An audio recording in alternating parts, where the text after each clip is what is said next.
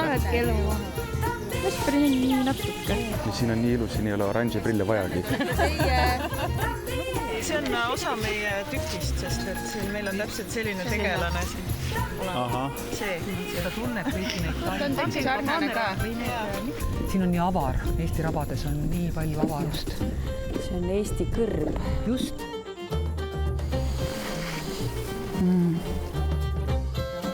Kas sa kruusi võtsid või jätsid? Võtsid, jah. Oktoobri viimane päev. Ma ei tea teid ka. See on ju huvitav, et näiteks stepis põhimõtteliselt on loodus sarnane, on mõned puud on ju, aga hästi kuiv on. Aga meil on hästi märg. Vesperi nenni natuke. Endla teatris. Tulge vaatama.